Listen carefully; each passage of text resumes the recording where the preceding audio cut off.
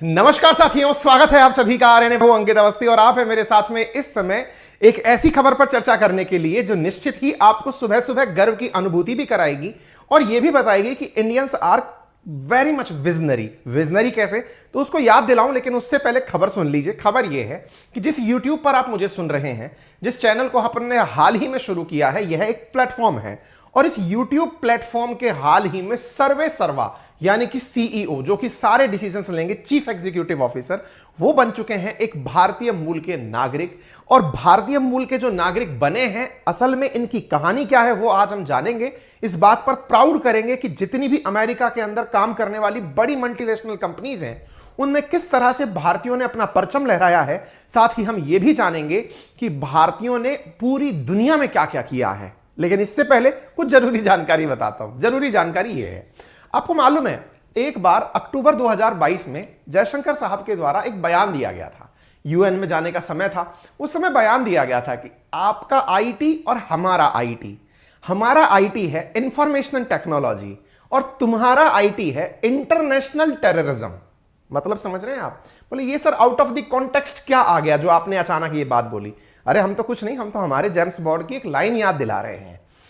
भारत के लोग तरक्की करते हैं इंफॉर्मेशन टेक्नोलॉजी में और तुम्हारे यहां के लोग तरक्की करते हैं इंटरनेशनल टेररिज्म में।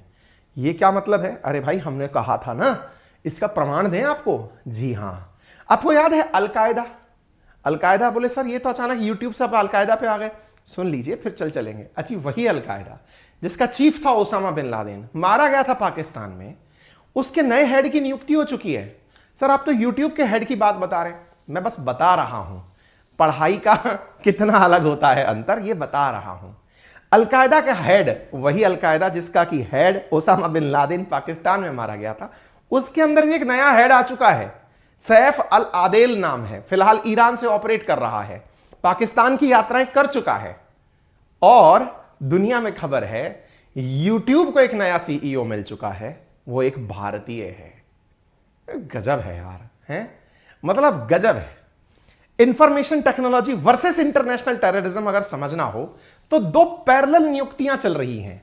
एक नियुक्ति फरवरी 16 की 2022 की है जिसमें अलकायदा को अपना हेड मिलता है। दूसरी नियुक्ति भी 16 फरवरी की है, यूट्यूब को सीईओ मिलता है।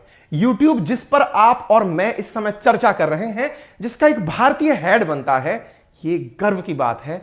वहीं आतंकी संगठन के भी हेड की खबर आती है। फर्क देख लीजिए आप, कितना अंतर है शिक्षा का अशिक्षा से। ठीक है, तो यहां पर हमने आपके सामने खबर देखी नील मोहन के बारे में। आज के सेशन में चर्चा करेंगे इन्हीं के बारे में, क्या इन्होंने पाया, कैसे पाया, साथ में अब तक इनके पद पर कौन विराज रहा था। तो फिलहाल के लिए खबर क्या है? यूट्यूब नए सीईओ हो चुके हैं, नाम है नील मोहन। बहुत सारे रोचक किस्से हैं।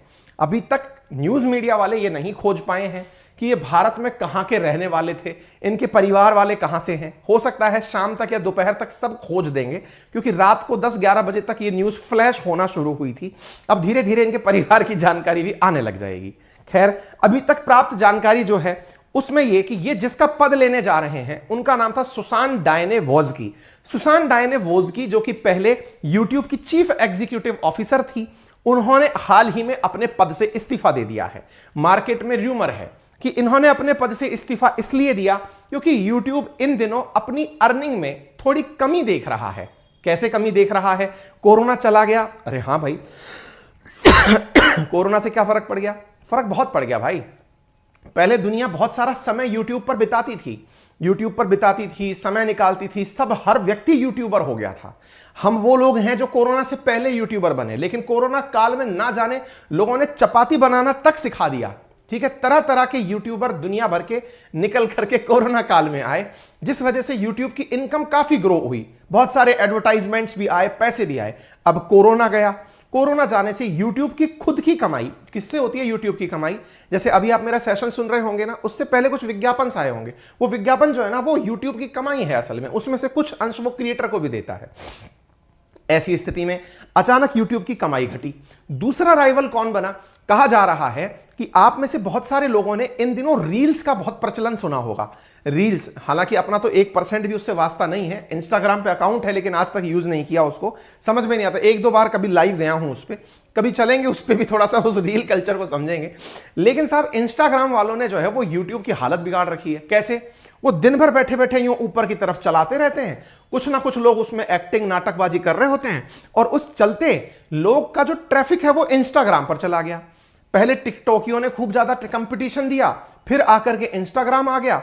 फाइनली यूट्यूब को उनके सामने सरेंडर करना पड़ा। कैसा सरेंडर? यूट्यूब को खुद से एक नया फीचर लाना पड़ा जिसका नाम था यूट्यूब शॉर्ट्स।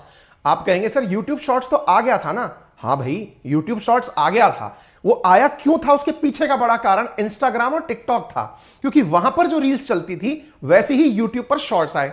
लेकिन यूट्यूब ने शॉर्ट्स चालू तो करवा दिए, लेकिन उस पर पैसा नहीं दिया। इंस्टाग्राम पर शॉर्ट्स के भी पैसे मिल रहे थे, एडवर्टाइजमेंट के पैसे मिल रहे थे, फिर यूट्यूब को कंपटीशन में उतरना पड़ा। ऐसी स्थिति में हाल ही में यूट्यूब ने यह भी कहा कि शॉर्ट्स बनाने पर भी वो विज्ञापन के पैसे देगा। यानी एक प्रकार से यूट्यूब को अपने कॉम्पिटिटिव जो प्लेटफॉर्म्स हैं उनकी तुलना में खुद को सरवाइव करने के लिए काफी ज्यादा बदलाव करने पड़े हैं। तो एक तरह का तो रेवेन्यू घटा। रेवेन्यू घटता है। जितनी भी प्राइवेट कंपनीज होती हैं ना, ये आप जितनी भी इस समय कंपनीज देख रहे हैं, इतने सारी नौकरी जहां जा रही हैं, ले ऑफ्स हो रहे हैं, अमेजन में आप सुन रहे हैं, फ्लिपकार्ट में आप सुन रहे हैं, फेसबुक में आप सुन रहे हैं, जितनी भी कंपनीज जो ऑनलाइन प्लेटफॉर्म की हैं उनमें ले ऑफ क्यों हो रहे हैं? उसके पीछे का बहुत बड़ा कारण क्या है? कोरोना काल में एक्सपोनेंशियल ग्रोथ, क्योंकि पूरी दुनिया इंटरनेट पर थी, और जैसे ही इंटरनेट से बाहर आने की शुरुआत हुई, कोरोना काल से लोग वापस अपनी पुरानी जिंदगी में लौटे, ये लोग भी अपनी पुनः स्थिति में आना शुरू हो गए। ऐसी स्थिति में हालांकि कहा यह जा रहा है इन मैडम के द्वारा जिन्होंने अपना पद छोड़ा है, सुसान डायने वोज्की, इनके द्वारा कहा तो यह जा रहा है कि अब मैं जिंदगी के नए पद की शुरुआत करूंगी, अपने घर को समय दूंगी। और वास्तविकता भी है, अमेरिका में ऐसा बहुत होता है, जो लोग बहुत लंबे समय तक बड़े पद पर रह लिए होते हैं वो फाइनली रिटायरमेंट खुद से ही ले लेते हैं कि भाई अब बहुत हो गया, अब परिवार को समय देने का समय है और दुनिया घूमने का समय है। ठीक है, कारण चाहे जो भी रहे हो। इससे हमारे लिए न्यूज क्या बन गई?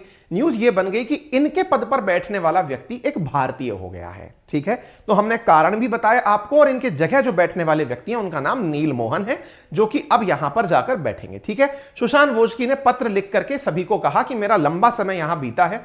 सुशांत वोज्की वो हैं जब से यूट्यूब शुरू हुआ था तब से वो YouTube के साथ हैं, यानी कि डे वन से क्रिएटर के मतलब काम कर रही हैं वो। आप इस तरह से देख सकते हैं सुशांत वोज्की जो है वो YouTube की पेरेंट कंपनी, क्योंकि YouTube is owned by Google, Google is owned by alphabet, तो ये सब एक ही हैं। तो एक तरीके से ये अपने द्वारा लंबे समय से यहां पर सेवाएं दे रही थी। इन्होंने बकायदा YouTube क्रिएटर्स को लिख करके एक मेल लिखा और इस प्रकार से जानकारी दी, डियर क्रिएटर्स, मैं सुशांत वोज्की अपने पद से फिलहाल के लिए इस्तीफा यानी स्टेप डाउन कर रही हूं और इनके स्थान पर नील मोहन आ रहे हैं। नील मोहन की सूचना जैसे ही आई, नील मोहन ने प्रॉपर तरीके से ट्वीट करके इसका धन्यवाद दिया और कहा कि अब मैं इसको आगे ले जाने का काम करूंगा। ठीक है, अच्छा, हालांकि YouTube के बारे में कुछ फैक्ट्स आपको पता हो, पर कमाई वमाई तो खैर आपको दिख ही रही है, ये तो अथाह कमाई है ही। YouTube कमाता कैसे है उसका सीधा सा तरीका जो है वो उसका एडवर्टाइजमेंट है ना। तो एडवर्टाइजमेंट से ही YouTube असली कमाई निकालता है। इसके फाउंडर कौन है? तो Jawed Karim, Chad Hurley, Steve Chen इसके फाउंडर हैं according to the Wikipedia. Founder का स्थापना कब हुई थी? 2005 में हुई थी। मुख्यालय कहां पर है? कैलिफोर्निया में है। सुशांत वोज्की जो है वो इसकी 2014 से लेकर 2023 तक क्या रही हैं? सीईओ रही हैं। अब इन्होंने अपना पद छोड़ दिया है। ठीक है, तो 49 साल के हैं नील मोहन। उनके द्वारा जो जानकारी उपलब्ध है वो लिंक्डइन पर है। लिंक्डइन क्या है? एक और प्लेटफॉर्म है ऐसा जहां पर लोग प्रोफेशनल अपने एक्सपीरियंस साझा करते हैं। वहां पर नील मोहन की जानकारी है कि उन्होंने 1996 में अमेरिका के अंदर दुनिया की जो सबसे टॉप यूनिवर्सिटी स्टैनफोर्ड यूनिवर्सिटी है वहां से इलेक्ट्रिकल इंजीनियरिंग की डिग्री ली। उसके बाद वहीं से उन्होंने एमबीए किया, यानी कि ये स्टैनफोर्ड के प्रोडक्ट हैं और ये वहां से निकल करके काफी बढ़िया बढ़िया कंपनियों में काम किए। ग्लोरिफाइड टेक्निकल सपोर्ट, इसके बाद एसेंचर्स में, ये काफी फेमस कंपनी एसेंचर्स, इसमें इन्होंने काम किया। इसके बाद ये डबल क्लिक करके कोई एडवर्टाइजमेंट कंपनी है उसमें काम किया। डबल क्लिक नामक कंपनी का गूगल ने अधिग्रहण जब किया या यूट्यूब ने जब अधिग्रहण किया तो ये उसी के साथ साथ गूगल में एंट्री कर गए। हालांकि इन्होंने बीच में अपने पद को छोड़ने का भी कहा कि साहब मैं इसको छोड़ करके अपना अलग काम करना चाहता हूं। अलग काम क्या था? इन्हें असल में नील मोहन को ट्विटर की तरफ से ऑफर आ गया था नौकरी ज्वाइन करने का कि आप यूट्यूब छोड़ करके हमारे साथ जुड़ जाइए। वही ट्विटर जिस पर कि पराग जो थे ना, वो अपने इंडिया वाले जो थे वो सीईओ थे। इन्हें असल में सीईओ बनने का ऑफर आया। यूट्यूब को जब पता चला कि ये नील मोहन ट्विटर पर जा सकते हैं, तो यूट्यूब ने इन्हें रोकने के लिए जो राशि दी वो बहुत बड़ा, मतलब एक तरह का मिसाल बन गया। $100 मिलियन इनको रोकने का बोनस दिया गया कि आपको यहीं रुकना चाहिए। और इन्हें ऐसा करके यूट्यूब ने अपने पास रखते हुए सीनियर वाइस प्रेसिडेंट का पद ऑफर किया, और इस तरह से इन्होंने $100 मिलियन दे करके इन्हें ट्विटर में जाने से रोका था। यानी एक कंपनी से दूसरी कंपनी में जाने से रोकने के लिए बड़ा अमाउंट इनको दिया गया था। उस समय की अगर बात करें तो 544 करोड़ रुपए उस समय पर इनको केवल बोनस दिया गया था, या आप यूट्यूब छोड़कर ट्विटर मत जाइए।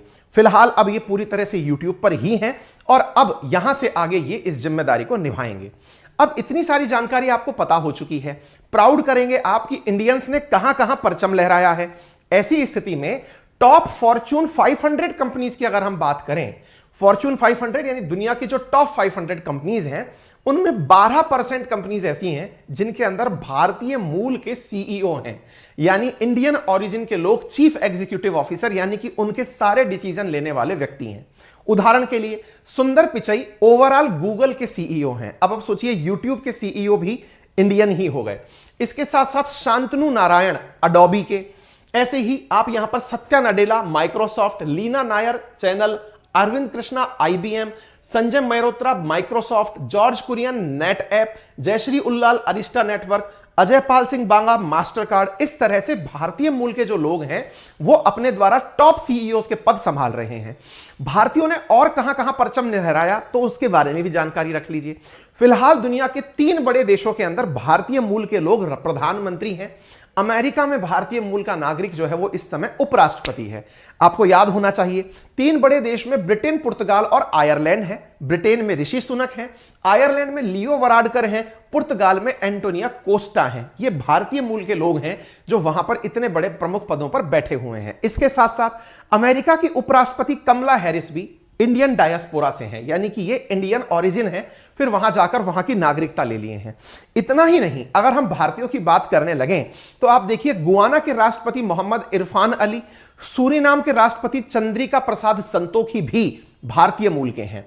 लगभग 30 देश ऐसे हैं जिनमें 285 से ज्यादा सांसद भारतीय मूल के हैं। अजी हम ऐसे ही थोड़ी कहते हैं कि दुनिया का हर 5वां व्यक्ति इंडियन है, तो ऐसी स्थिति में दुनिया भर में सांसद भी 285 जो दिख रहे हैं ये कम है। निश्चित रूप से इनका प्रभाव धीरे धीरे और बढ़ेगा जैसे जैसे भारतीयों की संख्या दुनिया में बढ़ेगी। फिलहाल दुनिया में भारतीयों की संख्या कैसी है, आइए मैं एक फिगर बताता हूं।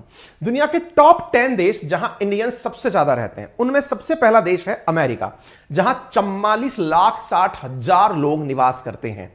इतना ही नहीं, इसके बाद यूएई जहां 34,25,000, इकाई ढाई सैकड़ा हजार 10,000 लाख 10 लाख 34,25,000 लोग निवास करते हैं।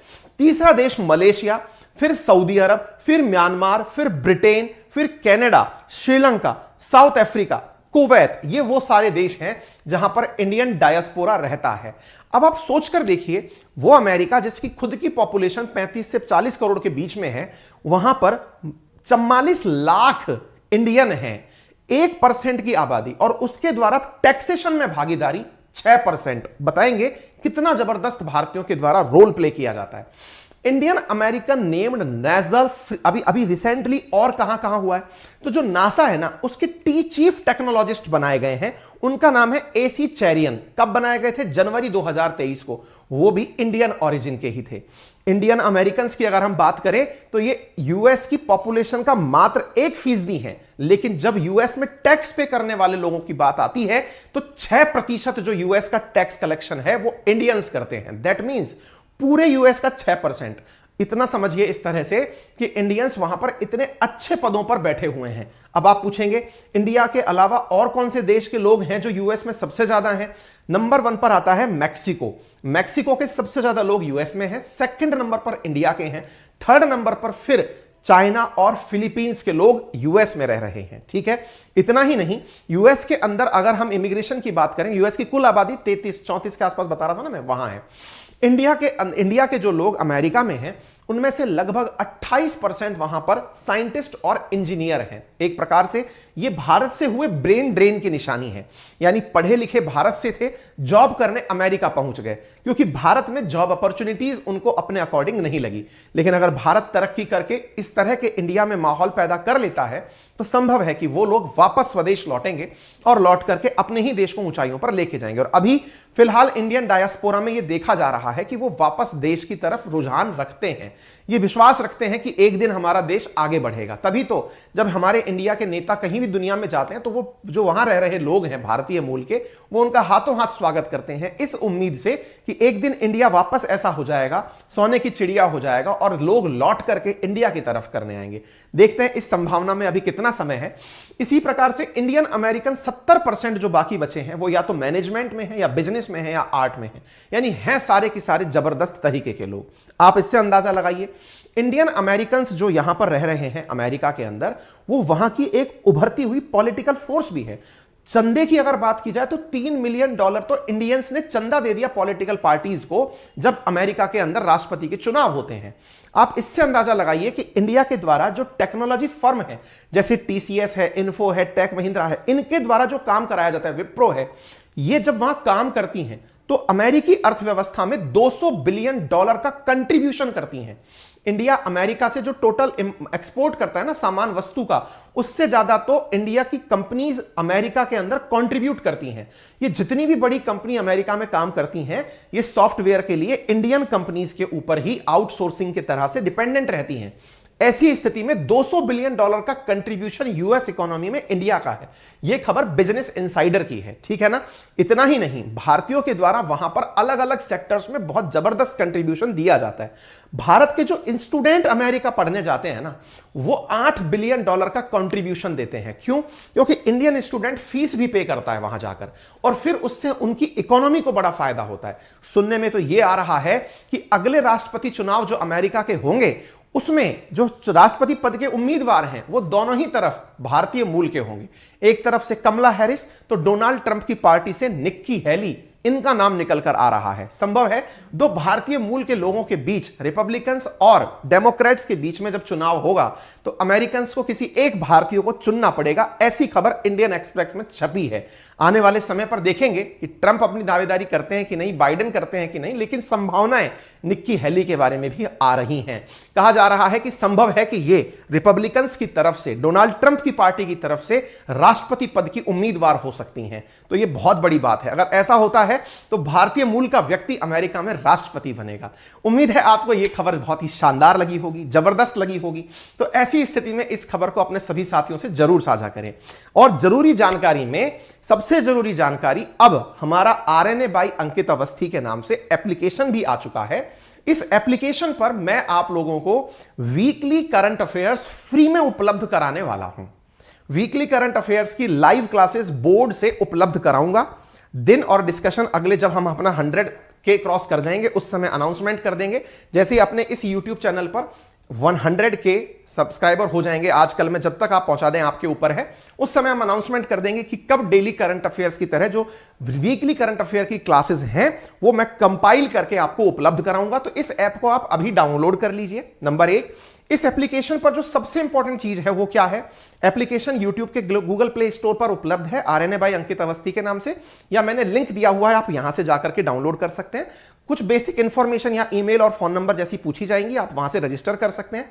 यहां पर एक कोर्स भी आपको शो होगा, और यह कोर्स है हमारी सबसे महंगी और सबसे बड़ी कमाई का। क्या? आपको मैं बताता हूं साथियों, असल मायने में जो अब तक ज्ञान अर्जित किया है हिस्ट्री, ज्योग्राफी, पॉलिटी, इकोनॉमी का, वो मैंने आज तक यूट्यूब पर कभी भी नहीं पढ़ाया है। हमने भले ही सिविल सर्विसेज के एग्जाम क्वालिफाई किए हों, लेकिन मैंने यूट्यूब पर करंट पढ़ाया है और एप्लीकेशंस पर हमेशा हिस्ट्री, ज्योग्राफी, पॉलिटी, इकोनॉमी पढ़ाया है। ऐसी स्थिति में इन चारों सब्जेक्ट्स को बहुत ही नॉमिनल दाम पर लेकर आपके लिए हाजिर हुआ हूं 1999 में। यह 1999 का कोर्स 1 मार्च से शुरू हो रहा है। लाइव और बोर्ड से पढ़ाने वाला कोर्स है। पूरी तरह से कंटेंट भी आपको इसमें साथ दिया जाएगा। प्रॉपर तरीके से आपके कॉल, डिस्कशन, सारी चीजें यहां पर हो पाएंगी। ऐसी स्थिति में यदि आप एसएससी की, स्टेट पीएससी की, रेलवे की, किसी भी की तैयारी कर रहे हो, जीवन में कोई भी कंपटीशन की तैयारी कर रहे हो, रास्ता यही होकर निकलता है। और मुझे नहीं लगता कि 180 दिन के लिए 10 रुपए से कम की कीमत का इन्वेस्टमेंट आप अपने ऊपर ना कर पाए। 2 चाय के बराबर का इन्वेस्टमेंट है ये, आप अपने ऊपर कर सकते हैं, क्योंकि यहां से जो नॉलेज मिलेगा वो I am very much assure कि मैं अपनी पूरी जीवन की जो भी सार्थक मेहनत है वो आपसे साझा करूंगा। ठीक है, तो आप में से जो भी साथी चाहें, हालांकि हमने प्राइस इसकी 3000 रखी थी, लेकिन चूंकि इनिशियल ऑफर है तो हमने इसे आपको 1999 में उपलब्ध कराया है। किसी भी प्रकार की तकनीकी सहायता और हमसे कनेक्ट करने के लिए हमारा टेलीग्राम चैनल अंकित अवस्थी सर के नाम से है, GK by Ankit Awasthi sir के नाम से भी वेरीफाइड चैनल है। इन पर 1.5 लाख है, इस पर 2.5 लाख के आसपास सब्सक्राइबर्स हैं और सब कुछ ऑटोमेटेड है। लिंक कमेंट बॉक्स में है, आप वहां से जाकर शुरू होने वाले बैच के लिए अपनी सीट पहले ही रिजर्व करा लें। फिर हम आपके और एडमिशंस नहीं ले पाएंगे, उससे पहले ही सारी सीटें कर लें, क्योंकि हमने कुछ नियम लिया है कि एक बार में बहुत सारे बच्चों को, क्योंकि एप्लीकेशन पहली बार बना है, पता चले ज्यादा बच्चों के कारण ही वो फट गया। इसलिए आपसे निवेदन है कि पहले ही आप अपना सब्सक्रिप्शन लेकर के सेट हो जाएं, क्योंकि जो पहले आ जाएंगे उनको ही फिर हम आगे कंटिन्यू करेंगे। अदरवाइज फिर नेक्स्ट मंथ जब बैच आएगा हम उसके साथ आपको इंफॉर्मेशन देंगे। ठीक है, तो फिलहाल के लिए इतना ही। अपना प्यार और विश्वास बनाए रखने के लिए धन्यवाद। इस चैनल को सब्सक्राइब कर लें, आपके लिंक दिए हुए हैं, कनेक्ट अपने साथियों से इसे जरूर सब्सक्राइब कराएं, क्योंकि हमने लंबे समय तक ये क्लासेस 2.0 पर ली हैं। अब चूंकि वहां क्लासेस नहीं होंगी तो आप अपने उन सभी साथियों को जो इधर उधर हमें ढूंढ रहे हैं इस चैनल के बारे में जानकारी दें। इसलिए बेहतर है कि आप ज्यादा से ज्यादा इसे शेयर करें। Thank you so much.